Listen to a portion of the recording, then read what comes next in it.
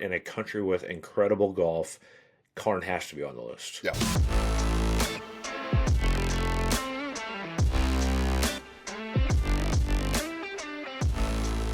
Ladies and gentlemen, welcome to a very special episode of the Whole Story Podcast. Robby and Jonathan here today. We are talking about one of our new favorite courses. Actually, our favorite course in Ireland is the only one we've played, Carne Golf Links. Jonathan, good morning. Morning. You said you just rolled out of bed. I got my coffee here, but worth it to get up and talk about Carne. Yeah, I got my first little quarter cup of water for me, so hopefully that'll Yep. get my day going.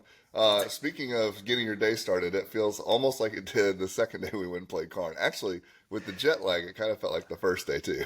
Yep. No, we'll kind of get into our schedule and what we did, but as we roll into this, one, we gotta give a shout out to our folks, our friends at Summit Golf Brands, Bead Ratty, Zero Restriction, Fairway and Green. They outfitted us well. We were layered up more on our Carn portion of the trip than we were at St. Andrews. I actually wore the rain pants that first day because I thought I needed an extra layer. And they provided that extra layer I needed for a brief period of time. But many thanks to them for helping us at least look good on the course. And yeah, if you want to get some of the Beach Ratty Zero Restriction stuff or Fairway and Green, go to any of their websites, use bestball20 and get a little discount. Also, thanks to Western Birch for providing us teas that we scattered all over Carn. Make great stuff. Check out westernbirch.com and get your own custom teas. But Jonathan, let's talk about Carn. Why don't you give kind of the travel schedule? And I guess maybe prior to that, we have to give a big thanks to our friend Brandon Smith, who was the one that said, he had gone, I guess, the previous year and joined as an overseas member, and he was already planning to make this trip, and we kind of tacked it on to the beginning of our St. Andrews trip. One, because we had always heard great things about Carn from Tom Coyne in his book, A Course Called Ireland, and other things he's done for the course. Saw the No Laying Up guys in their tourist sauce videos stop by. So I had Carn high up on my list of places I wanted to visit, but Brandon sold it even more and said, you guys will absolutely love it. He was supposed to come with us, but his flight got canceled. We're not going to throw his airline under the bus. I think he would, but we're not going to do it right here and right now. But unfortunately, he was not able to join us, which that was really the only letdown of this trip. But Jonathan, tell the listeners kind of our travel schedule, because like you said, that was our first stop. Well, this was the ultimate. I think we needed one more because we hadn't planned on it. I think we are coming into the plan had been to come into St. Andrews on a Saturday, start play on Sunday, and here we are. Brandon's like, well, I'm already going to be in Ireland, and we're like almost there. So let's go ahead and do that. We fortunately did not take Brandon's travel schedule because we knew we were going to have a 1 o'clock tee time on that Friday. It's a 4 hour drive from Dublin, and the plane that he was supposed to arrive on, if it was on time, was going to be a 5:30 a.m. flight.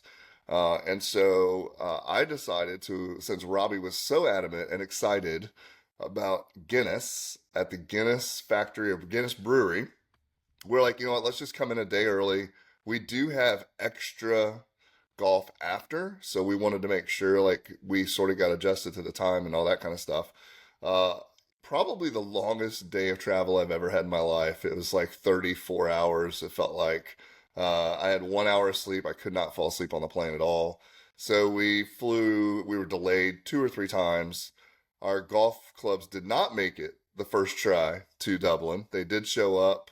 We flew in the night before, so we were supposed to fly in at like 8, 9, 10, 1, something like that. And then we ended up getting in town around 2 or 3, I think, to Dublin. We went, dropped off our stuff real quick, grabbed an Uber, went to the brewery, hung out with that. Robbie enjoyed all of my Guinness that they offered me as well. I had one sip. I would like to state I still don't like beer.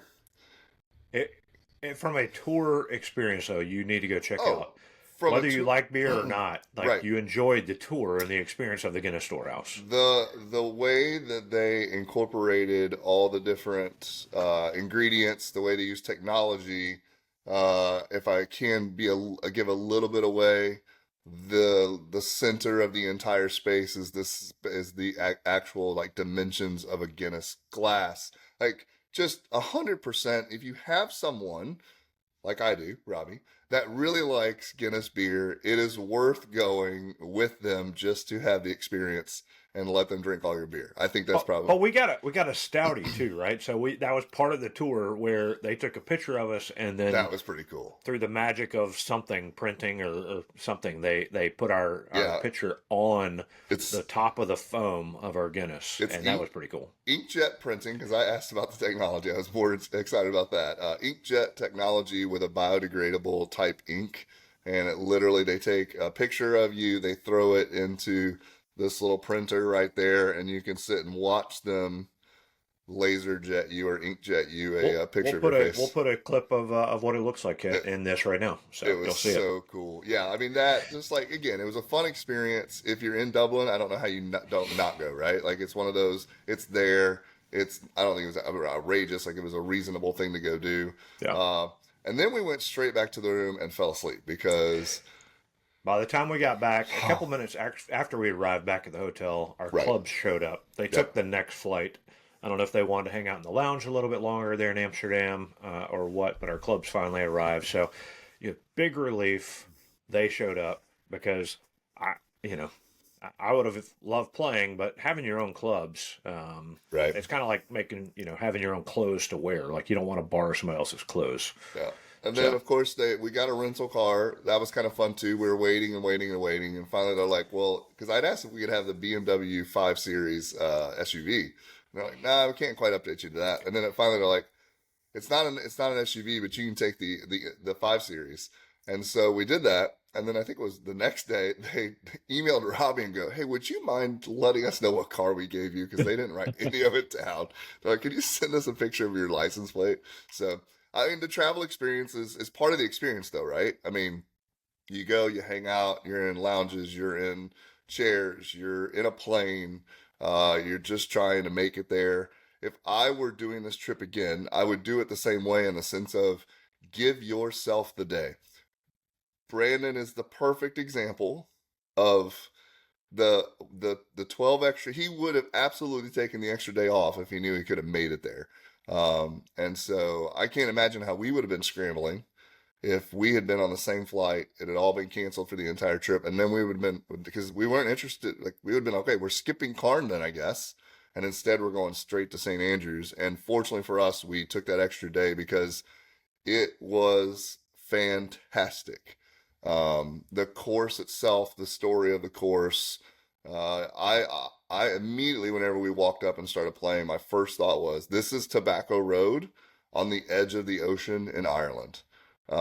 Just the layout of the course, the way you shoot, the 200 yards this way, 150 yards that way.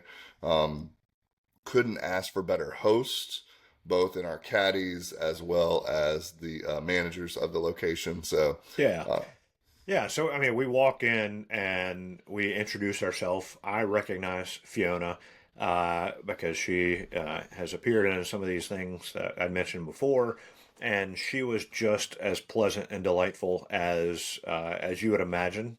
Does an excellent job of running the facility. Her and Jerry McGuire got to meet Jerry and talk with him.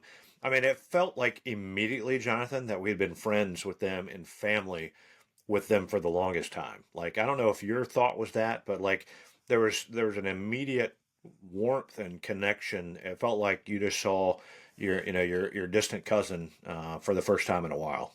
yeah, and I think Fiona's going to talk about it, a little video clip that we've got that Rob is going to play. But they literally created the golf course to bring tourism to the city.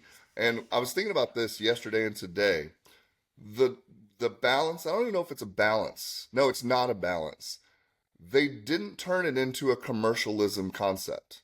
That's probably the craziest part about it. If you would think like, okay, if this were America and there's a small town in the middle of nowhere and you're like, we're going to do this just for the city and we're going to just do it for tourism. They would have all kinds of places to stay. Someone would have built a hotel. The clubhouse would be enormous. You would have the biggest pro shop that you could possibly imagine with every little trinket that you could buy. But what they've done is they've literally said, no, we're going to bring people in to play golf because it's so good here, because of what we've built is so interesting and so unique, that it is going to draw people in. And that was it more than anything. I mean, I've never in my life woke up, went to play around the golf, 10 till 7, sun's coming up, the caddies show up, the Jerry showed up. We were there 2 hours before, I think an hour and a half or 2 hours before tee time was even really scheduled. And they were like, no, we understand you've got a plane to catch. The caddies will absolutely show up early for you. Not a problem at all. And we went out, like we played almost 9 holes before anything was open to help us out play golf. It was just bring your balls and go for it. Eddie Hackett, like a legendary Irish. This place was developed in the late 80s, and it was, you can see how remote the area is. Not-for-profit company was set up to really, it was more to develop tourism in the area. So there was local businessmen, there was no work here, high rates of emigration from the area. So they looked here at what they could do to encourage tourism into the region. And they realised that that piece of land out there was particularly spectacular. Some of them were golfers, so they said, you know what, we'll put a links course there. But they had no money. So they rang Eddie Hackett. He'd already developed the links course in Connemara in Ballyconneely. He came down and he said, yeah, no problem, I'll do it. And he literally did it for expenses. He wouldn't even drive down. He got the train down to Ballina and we'd get the bus in. And he'd walk out, go up on top of the dunes, take a piece of paper, sketch it out, and literally drop a green here and a green there. So when he designed the first 18, he said there's another piece of land that we own as well, just over there, and he said it's really the most spectacular, and he sketched out a concept and said when you get money, develop that. So that new 9 was called the Kilmore 9, and it was developed in 2013. And we never really did much with it because we didn't have the money, because you can see how remote we are. We didn't have that amount of visitors here to keep the place sustainable. So in 2020, we had decided that we would, in 2019, we decided that we would develop and integrate Hackett's original concept was to put the Kilmore 9, which was the new spectacular 9, and integrate it with the back 9 of the original Hackett course, which would be the most spectacular part of that, which is all through the dunescape. So we integrated it with the help of Jerry Maguire. He's our chairman. He's standing over there. I'll introduce you to him in a bit. Very good. And we integrated it, and we had it set to launch in May 2020. And of course, COVID hit. Yeah. St Patrick's Day, we laid all our staff off. Very different setup here. As I said, we're a not-for-profit company. All the people that work here live and work in the area here. We provide 30 jobs. The hotels rely on the tourism that comes through here. So every visitor that comes through the door is important to us. Everyone makes an actual difference to us. So we lay everyone off. Then we decided, you know what, we'll go ahead and we do a soft launch of it because we wanted to get feet out there and make it mature and that. So we did, and we got a lot of Irish golfers down when the COVID restrictions were lifted.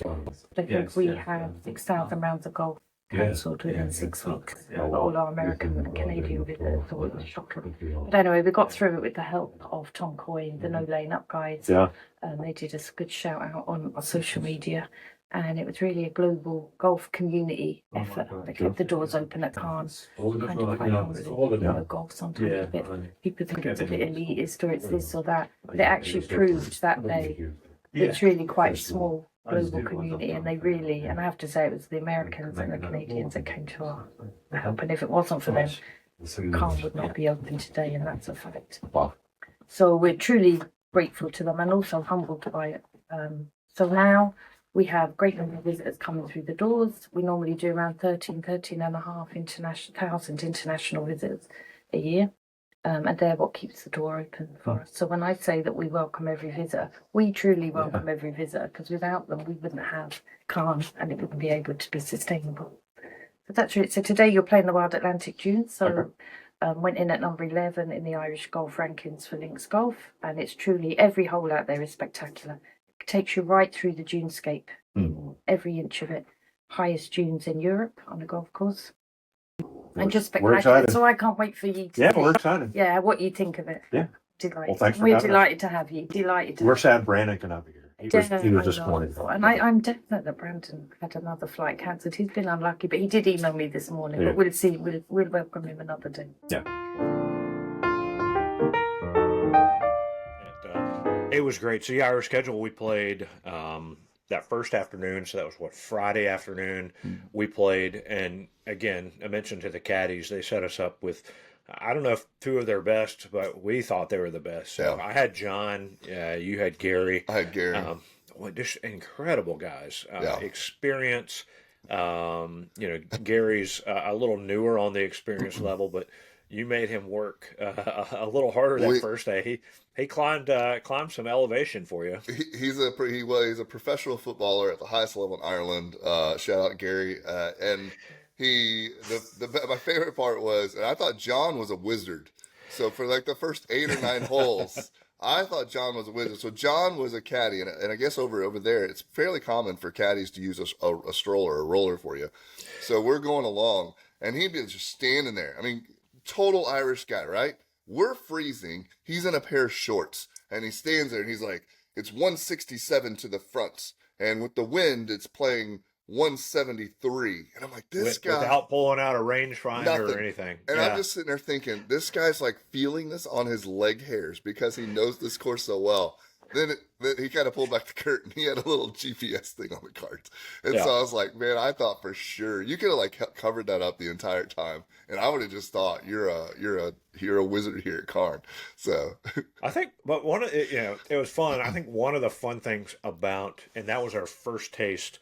You've played over in England before, but first taste of Irish golf, that kind of link style golf. I love all right, it's 160 to the pin. I need you to hit it 135, right? Because it's going to bounce and roll. Or, it's 160 to the pin, that wind's blowing. You're going to want to hit like 200. The wind was blowing, and man, we had 5 days of golf with almost the absolute perfect weather you could ever expect. But there was some left to right that was coming in off of that. There were a number of holes that we are downwind. Going into the wind in the U.S. is one thing, right? Every once in a while you have to club up. It's rare to play golf, I think, in the U.S. where you're like, okay, you can hit your 9-iron and it's going to go an extra 30 yards. And then putting with wind. I've never experienced that in the U.S. where the caddies are literally telling you, hey, you're putting into the wind, so you need to give it a little extra. Like, that doesn't make any sense. Yeah. I love so got to play 2 days. Afternoon, we played the Wild Atlantic Dunes, which is the newer 18 routing. And then the Hackett course on the second day, that early morning on Saturday, like you said. Yeah. And I love the routing concept, right? So it's like the first 7 holes are exactly the same for both. Yep. And then on the Hackett side, 8 and 9 are 17 and 18 of the Wild Atlantic Dunes. Yeah. And so besides that, there's a handful of holes that are separate for each course. The Hackett side, they say, is a little flatter. We felt a lot of wind that day. Yeah. The Wild Atlantic Dunes is probably more like the Tobacco Road landmanish, like you were describing earlier, where a lot of mounds and blind carries, things like that. So it was. I think both were just incredible routing, incredible golf, and fun to play. Yeah, a fun routing in the sense of and this is something interesting to think about. If you're thinking about building a golf course in the U.S. and you're like, well, I don't have room for 27 holes or 36. A super unique way to do that. And the nice part is that one, you're going to have a lot less maintenance because you are missing out on a handful of holes. But then also, I would think if you chose to, you could have multiple people going different directions. So you could add a couple extra rounds on that back 9 concept. Plus, there's a familiarity whenever you come back and play. But by the time we already knew, like, there was anticipation that whenever we make that turn into number 8, this is going to be radically different. And again, the wind plays such a factor. The only other place I've ever played that wind was that way was Landman, where the wind changing direction, because we had a couple holes that were par fours, and they might as well have been par sixes. And I mean, and Robbie and I hit the ball a decent way. These were long holes with the wind, even if you were perfect. So it just made it exciting. That'd be another interesting thing to do too. I think if I owned a course and had that kind of wind, I would probably designate a par six every once in a while, depending on the direction, just to be Yeah. like, hey, this is realistic. Well, even Um, the caddy said a couple of these should be par fives. right. I mean, at number 8 on the hack or on the the Hackett, number 17 on the Wild Atlantic Dunes, same Yeah. hole, but it's a par 4 from where we were playing 423, but it was 3 full shots, Every and bit. not just into the wind, but there's elevation things you have to avoid. A giant swale off the right Right. side, drop off the right side of the Yeah. green that I made think it tough. I So found that one. Yeah. yeah, yep. Um, yeah. So some of your favorite holes out there. What comes to mind? So I was playing a very solid round, I felt like, until the one hole, and I maybe got the thought in my head of, has anybody ever played from the other fairway? So I think it was a par four, par five. Like you are, I mean, you're down, it feels like in a hole. You're 30, 40, 50 feet at least, 5 or 6 stories underneath this big dune, and the fairway is right here, and we go, and we finish up that hole, and then we go straight to the next tee box. Well, that was a climb up a hill. I mean, it was probably, I don't know what hole it was, I can't remember. It's probably like a 400 yards, but it was just straight uphill, right? And of course, I'm left-handed. I hit my nice little slice, and it just carries over all the way down into the other fairway. And the funny part was, your caddy, John, who's been there a while, he's like, I've never seen anyone play for the other fairway. I'm like, well, here we are. So I did, we didn't know him yet, but I pulled a Saucy Vossy. I thought, you know what? I'm here one time. I'm going to go for it. So in my head, and if you're a good golfer, you know this is ridiculous. If you're a bad golfer, you probably think, it's not a bad try. So I'm 60 feet over under this dune. I've got to carry it probably 30 yards to get back to the fairway.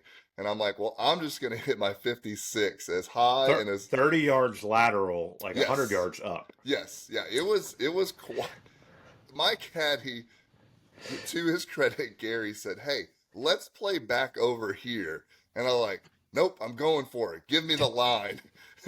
And so I think Robbie got this on video. So Gary runs up again, another dude, gives me my line, and I proceed to just chunk it straight into the side of the hill. And then it took 3 or 4 shots to get up there. I ended up shooting a 10, I think, on that hole. But it was definitely one of those moments of the score matters sometimes, right?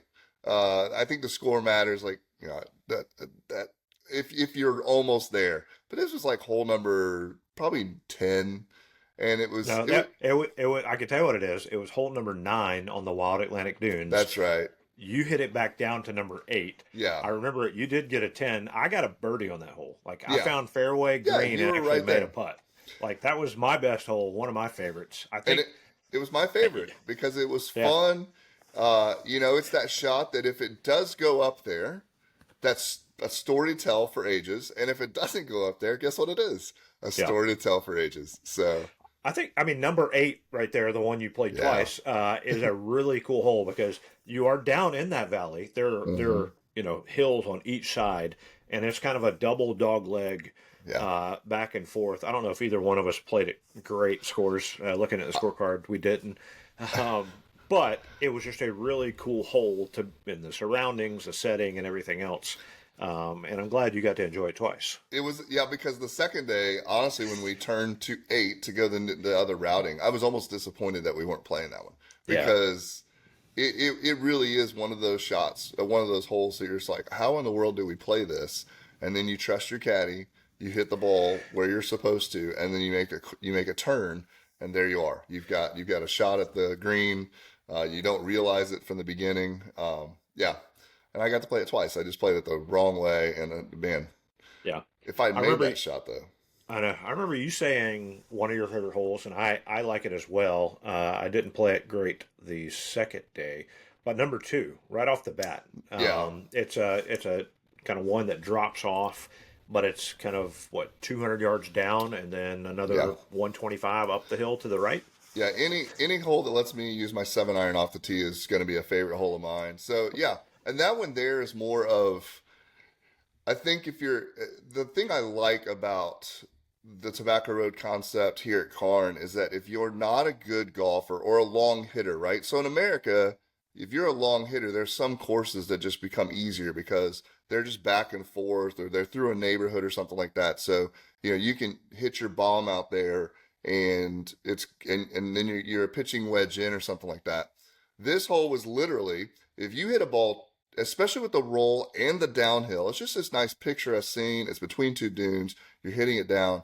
If you hit it, what do you think? If you hit it 200 on in the air, it's gone.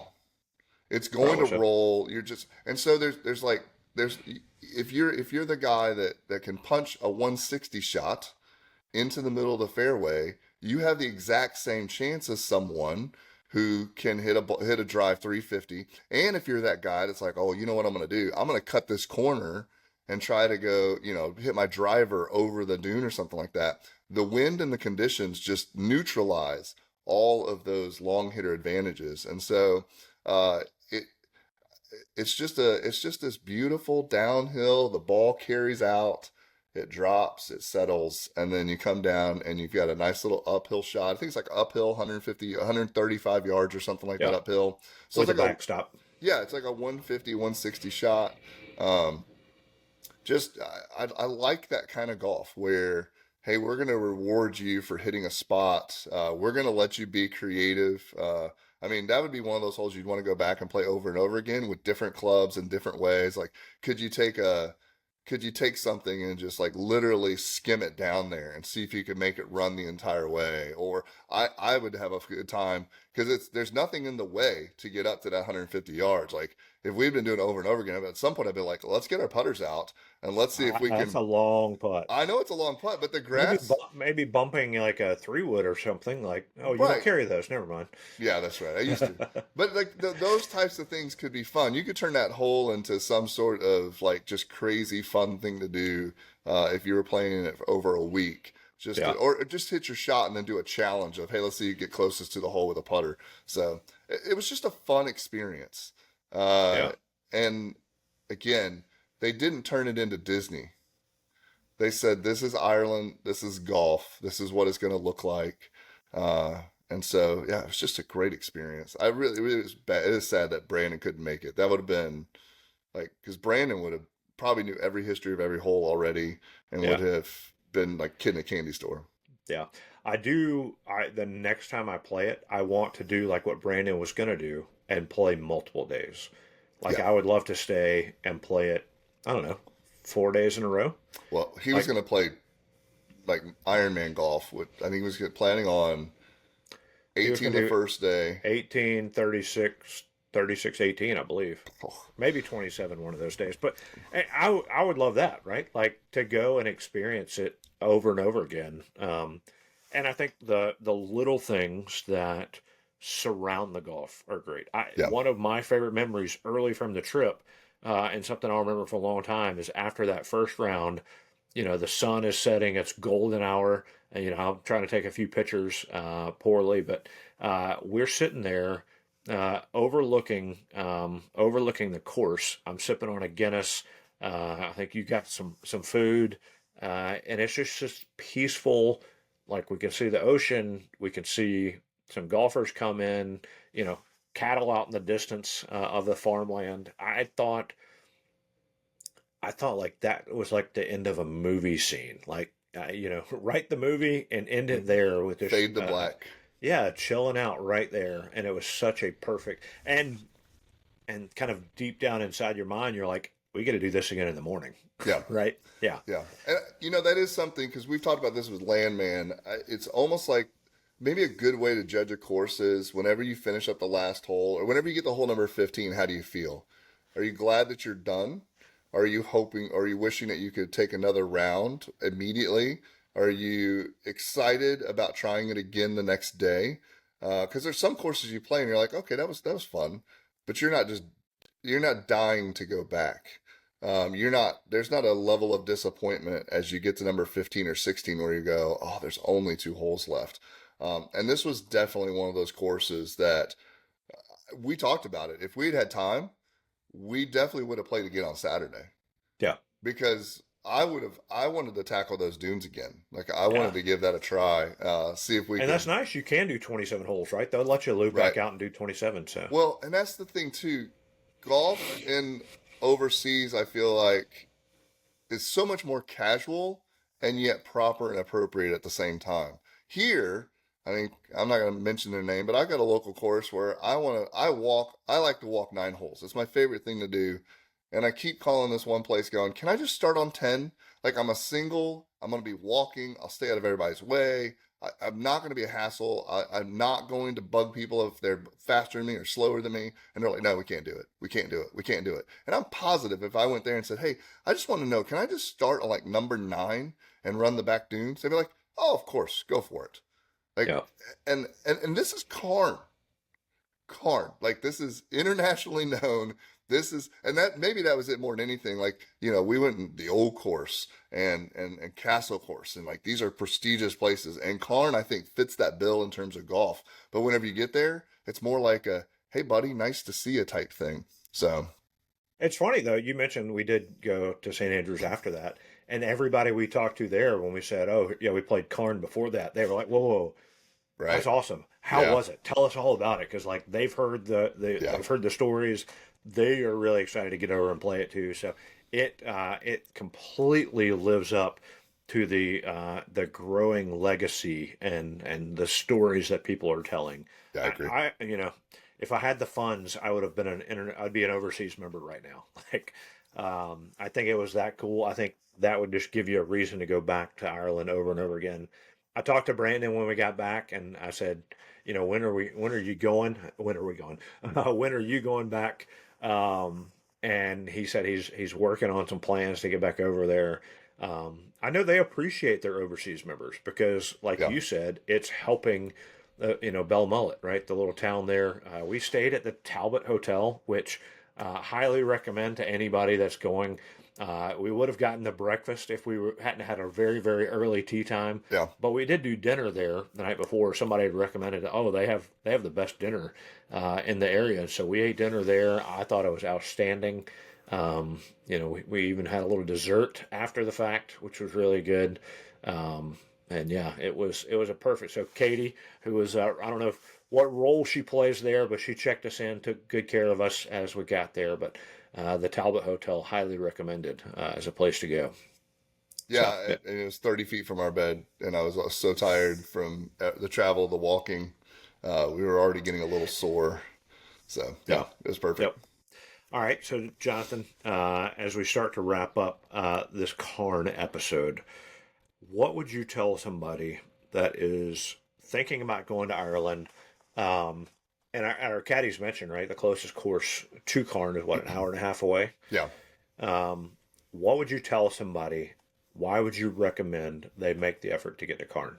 So, in my mind, if I were saying, all right, I'm going to try plan an entire Ireland trip, the way I would do it is I would get to Dublin, I would go all the way to Carne, and I'd work my way back down to the airport. Because there are courses along the way. If you're an international member, I believe they have a Ireland Links or something like that sort of co-op where there's 6 to 10 other courses I think it was on their list that there's a discount to if you're a member at Carne where you can play discounted rates at the other. So I mean that's how I would plan it if I were going to do it. I'd start at Carne. And then work my way back to the airport, and probably halfway through, be like, let's just go back and do another round at Carne. But yeah, I would absolutely put that either at the very beginning, very end. There's no disappointment I don't think that you're going to have in it. The interesting part, especially from an American perspective, and Robby kind of alluded to this at the beginning, we were layered up. We had brought all the rain gear, and we still ended up with incredible weather. But I think even if it had been raining, as long as it wasn't like 20 degrees and sideways rain and everything else, we would have been just as happy because part of golf overseas is the weather experience. Like the wind was not frustrating. The wind was just part of golf. Yeah.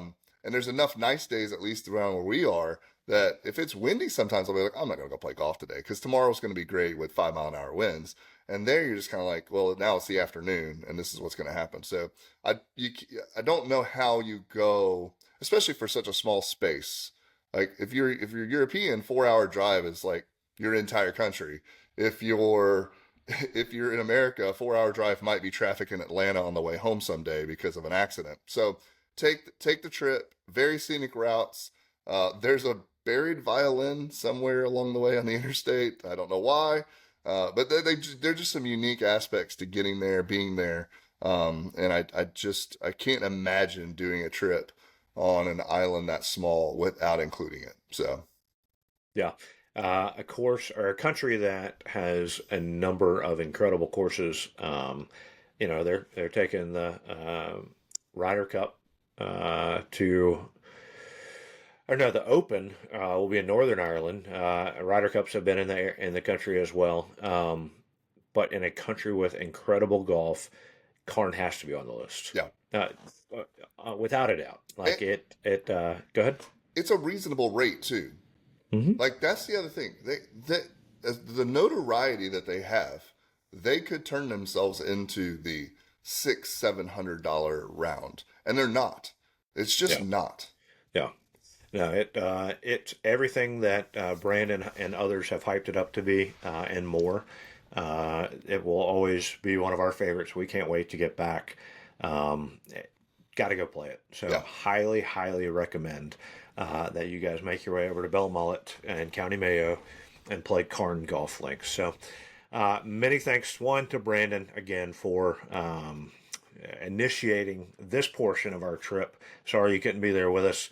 But again, thanks to Fiona, thanks to Jerry, thanks to Sarah, Olivia, the staff there at Carne. Thanks to John and Gary for lugging around with us, and just everybody we got to see and hang out with. It was an all-world experience. We can't wait to go back. Go play Carne Golf Links and take us with you. We'll be happy to be there. So for Jonathan, this is Robby. This has been a special episode of the Whole Story Podcast.